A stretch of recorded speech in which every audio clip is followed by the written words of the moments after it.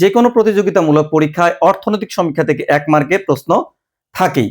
তাই আজকের ভিডিওর মাধ্যমে আমরা অর্থনৈতিক সমীক্ষা 2025 থেকে গুরুত্বপূর্ণ তথ্যগুলো আপনাদের সাথে শেয়ার করব। আজকে আমরা দেখব অর্থনৈতিক সমীক্ষা 2025। অর্থনৈতিক সমীক্ষা এর ভিত্তি বছর ধরা হয় 2015 থেকে 2016, আর এটি করা হয়েছে 2021 সালে। এরপর রয়েছে অর্থনৈতিক সমীক্ষা প্রকাশ করে কে? অর্থনৈতিক সমীক্ষা প্রকাশ করে অর্থ মন্ত্রণালয়ের অর্থ বিভাগ। জিডিপির প্রবৃদ্ধির হার কত? 3.97%। স্থির বলা হচ্ছে মাথাপিছু আয় কত? মাথাপিছু আয় ধরা হয়েছে 2820 মার্কিন ডলার। মূল্যস্ফীতির হার কত? 8.48%। সাক্ষরতার হার কত?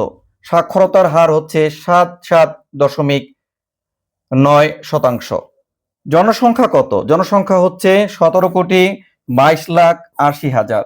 যদি বলা হয় জনসংখ্যা বৃদ্ধির হার কত? জনসংখ্যার বৃদ্ধির হার হচ্ছে 1.12%। এরপর রয়েছে জনসংখ্যার ঘনত্ব কত? জনসংখ্যার ঘনত্ব হচ্ছে 1171 জন। এরপর রয়েছে পুরুষ এবং মহিলার অনুপাত কত? পুরুষ হচ্ছে 96.3 অনুপাত নারী হচ্ছে 100 জন। গড় আয়ু খুবই গুরুত্বপূর্ণ, গড় আয়ু হচ্ছে 72.3 বছর। এরপর রয়েছে পুরুষ ও নারীর গড় আয়ু কত? পুরুষের গড় আয়ু 70.8 বছর আর নারীদের গড় আয়ু হচ্ছে 73.8 বছর। এরপর হচ্ছে শিশু মৃত্যুর হার কত? শিশু মৃত্যুর হার ধরা হয়েছে প্রতি হাজারে 27 জন।